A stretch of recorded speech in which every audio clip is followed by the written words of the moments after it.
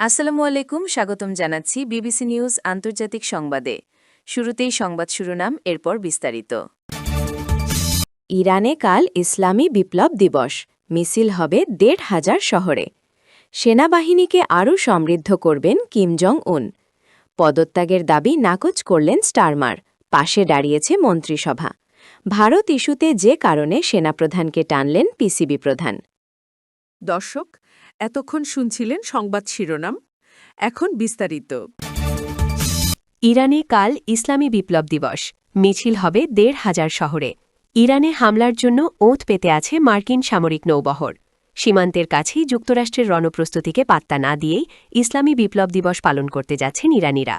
ইসলামী বিপ্লবের ৪৭তম বার্ষিকী উপলক্ষে দেশব্যাপী ১,০০৪ শতাধিক শহরে শোভাযাত্রা বা গণমিছিল অনুষ্ঠিত হবে। অনুষ্ঠানগুলো প্রচার করতে দেশি ও বিদেশি ৭,৭০০ শতাধিক সাংবাদিক উপস্থিত থাকবেন বলে জানিয়েছে বার্ষিকী উদযাপন কমিটির এক সদস্য। ইসলামিক প্রপাগেশন কোঅর্ডিনেশন কাউন্সিলের অনুষ্ঠান ও প্রাদেশিক বিষয়ক উপপ্রধান কামাল খোদাদাদে মঙ্গলবার ১০ ফেব্রুয়ারি সংবাদ সম্মেলনে জানান, প্রতি বছর সাধারণত ১১ ফেব্রুয়ারি অনুষ্ঠিত হওয়া এই দেশব্যাপী শোভাযাত্রায় সংবাদকর্মীরা উপস্থিত থাকবেন। তিনি বলেন, এবছর ২ শতাধিক সাংবাদিক ও ক্যামেরাম্যান সহ আবাসিক বিদেশি সংবাদ মাধ্যম এবং সব মিলিয়ে ৭,৭০০ শতাধিক দেশীয় ও আন্তর্জাতিক সংবাদকর্মী সারা দেশে ২২ বাহমানের অনুষ্ঠানগুলো কাভার করবেন। খোদাদাবে আরও বলেন, তাছাড়া আইআরআইবির সব চ্যানেল, যার মধ্যে ৩৫০টিরও বেশি নিউজ টিম আছে, সব আন্তর্জাতিক সম্প্রচার নেটওয়ার্ক এবং সব প্রাদেশিক নেটওয়ার্ক অনুষ্ঠানের সরাসরি খবর ও দৃশ্য সম্প্রচার করবে। তিনি উল্লেখ করেন, অস্ট্রিয়ার ওআরএফ, তুরস্কের এনটিভি ও আনাদলু এজেন্সি, আমেরিকার সিবিএস নিউজ, লেবাননের আল মায়াদিন ও আল মানার, ইরাকের আল শামস ও আল ইরাকিয়া, কাতার ভিত্তিক আল জাজিরা, রাশিয়ার রিয়া নোভোস্তি ও আরটি নিউজ, জার্মানির এপিএ ও জেডডিএফ, স্পেনের ইএফই এবং চীনের সিসিটিভি, সিনহুয়া সহ বিভিন্ন দেশের অসংখ্য রেডিও ও টেলিভিশন নেটওয়ার্ক সংবাদ প্রচারের জন্য প্রস্তুত। তারা তেহরানের রাজপথ এবং আইকনিক আজাদি স্কোয়ার থেকে সরাসরি শোভাযাত্রার খবর সংগ্রহ করবে। সেনাবাহিনীকে আরও সমৃদ্ধ করবেন কিম জং উন। উত্তর কোরিয়ার সেনাবাহিনীকে আরও সমৃদ্ধ করার প্রতিশ্রুতি দিয়েছেন দেশটির নেতা কিম জং উন। গেল ৮ ফেব্রুয়ারি দেশটির সামরিক বাহিনীর প্রতিষ্ঠা দিবসের অনুষ্ঠানে এই ঘোষণা দেন তিনি।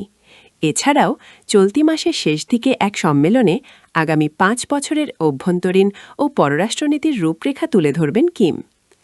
আসন্ন নির্বাচনকে ঘিরে নিজের প্রচারণা জোরদার করেছেন উত্তর কোরিয়ার নেতা কিম জং উন। তার পদত্যাগের দাবি নাকচ করলেন স্টারমার, পাশে দাঁড়িয়েছে মন্ত্রিসভা।